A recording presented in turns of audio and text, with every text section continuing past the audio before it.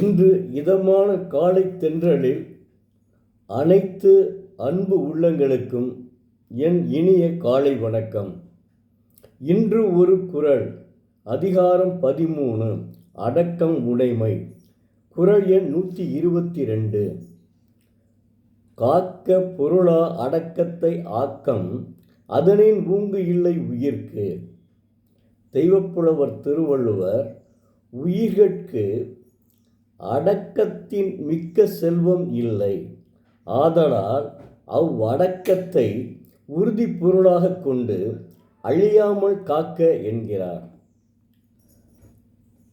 அடக்கம் என்பது மெய் வாய் மனங்களால் தீயன செய்யாமல் நல்லன செய்வதே அடக்கம் ஆகும். மொழியால் ஏற்படும் தீமைகளை பலர் உடனடியாக தெரிந்து கொள்வது இல்லை. சிலருக்கு பாதிப்பையும் ஏற்படுவது இல்லை. இவை அனைத்திற்கும் காரணமாக இருப்பது மனம். பிறர் அறியாமல் மறைவாக இருப்பது. மனத்தில் உள்ளது அடுத்தவனுக்கு தெரியாது, அதனால் அது மறைமுகமாக இருக்கிறது. அதான் மனம் மனத்துக்குள் இருப்பது யார் அறிவார்? என் மனத்தில் இருப்பதை அடுத்தவன் அறிய முடியுமா? முடியாது. இப்படி சூழ்நிலை காரணமாக மனத்தில் தீயது தோன்றினாலும் அதை மொழியாலும் அடக்க வேண்டும். தீயது தோன்றினாலும் மொழியால் சொல்லாமல் அடக்க வேண்டும், செயலால் செய்யாமல் அடக்க வேண்டும்.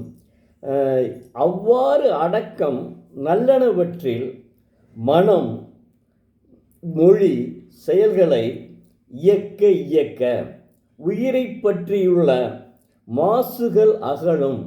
குற்றங்கள் அகலும். இம்மையிலும் உயிர் செம்மையாக வாழும், மறுமையிலும் உயிர் இன்பம் பெறும். அதனால் நாம் அடங்கி வாழ வேண்டும். அடங்கி வாழ்தல் என்றால் ஒருவன் காலில் விழுந்து வாழ்வது அல்ல. அது ஏற்கனவே நான் சொல்லியிருக்கிறேன் அடக்கத்தில். தெய்வப்புலவர் இந்த மாதிரி மனத்தில் சில நேரம் தீய செயல்கள் தோன்றினாலும் அதை மொழியாக்கம் செய்யக்கூடாது, அதை வெளிப்படுத்த செயலாலும் செய்யக்கூடாது என்று சொல்கிறார். அதான் அடக்கம். அதாவது காக்க பொருளா அடக்கத்தை ஆக்கம், அதனின் ஊங்கு இல்லை உயிர்க்கு. இவ்வளவு அற்புதமாக சொல்லியிருக்க. அதாவது இந்த அடக்கத்திலே 10 குறள்கள், 10 குறள்களிலும் 10 விதமாக சொல்லியிருக்கிறார். அதான் அவருடைய சிறப்பு. சில பேர் திருக்குறளை என்னங்க அப்படின்னு சொல்லிட்டு போவாங்க. உண்மையிலேயே இதை 1330 குறள்களையும் படித்தவர்கள்தான் இதனுடைய அருமை பெருமை புரியும். அதனால்தான் ஒவ்வொருவரும் மிகப்பெரிய இந்த திருக்குறள் உலகத்தை செதுக்கிய திருக்குறள் என்று நான் புத்தக திருவிழாவிலேயே பேசினேன். அந்த அளவுக்கு என்னுடைய சிறப்புடைய திருக்குறள்.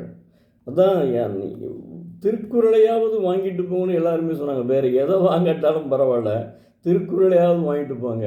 இந்த தடவை புத்தக திருவிழாத்தில் 1 கோடிக்கு மேல் விற்பனையாகி இருக்கிறது. அப்போ எந்த அளவுக்கு மக்கள் இப்போ ஓரளவுக்கு ஆர்வத்துக்கு வந்து விட்டார்கள். ஏன்னா அலைபேசியில் பேசுவது கண்ணுக்கு கெடுதிங்க, கண்ணுக்கும் கெடுதி, மூளைக்கும் கெடுதி எல்லாம். அதாவது அலைபேசி நல்லது, அலைபேசி ஒரு நல்லது. ஆனால் அதை பயன்படுத்தும் விதம்தான் கெடுதி. நமக்கு பயன்படுத்துவது நல்லதை பயன்படுத்த வேண்டும். அலைபேசியை வைத்து அன்னம் எப்படி பாலை மட்டும் அருந்தி நீரை விட்டு விடுகிறதோ அதுபோல நாம் அலைபேசியை உபயோகிக்க வேண்டும். அவன்தான் நல்ல மனிதன். குழந்தைகளை, மாணவ செல்வங்களே, தயவு செய்து நீங்கள் அலைபேசியிலேயே தங்கள் பொழுதை கழிக்காதீர்கள். ஏனென்றால் உங்களுடைய எண்ணம் மிகப்பெரிய மருத்துவராக வேண்டும், அல்லது மாவட்டத்தினுடைய ஆட்சியாளராக வேண்டும். இப்படியெல்லாம் உங்கள் கனவு அதில் இருக்க வேண்டும். இல்லை என்றால் ஒரு விஞ்ஞானியாக வேண்டும், எப்படி APJ அப்துல் கலாம் ஒரு கடைக்கோடியிலே படகோட்டி மகனாக பிறந்தவர் எவ்வளவு பெரிய நிலைக்கு உயர்ந்தார் என்பதை நான் ஏற்கனவே உங்களுக்கு தினம் ஒரு நிகழ்ச்சின்னு சொல்லிட்டு அப்துல் கலாமினுடைய வாழ்க்கை வரலாறை அக்கினி சிறகுகளை படித்தேன். அக்கினி சிறகுகளை படித்தவுடன் அப்துல் கலாமினுடைய வாழ்க்கை வரலாறு அப்படியே உங்களுக்கு சொன்னேன், ஏற்கனவே சொல்லியிருக்கிறேன். அதனால் இப்போது திருக்குறளை சொல்லுகிறேன். அதனால் திருக்குறளை படியுங்கள், நிச்சயம் வாழ்வில் முன்னேறுவீர்கள். அதற்கு எந்த விதமான தடங்களும் இல்லை. அதாவது தோல்வி வந்துவிட்டது என்று அதை தோல்வியாக நினைக்காமல் அதில் வெற்றியினுடைய முதல் படிக்கட்டு என்று நினைத்து வாழ வேண்டும். நன்றி, வணக்கம். நாளை மீண்டும் ஒரு குறளை பார்ப்போம்.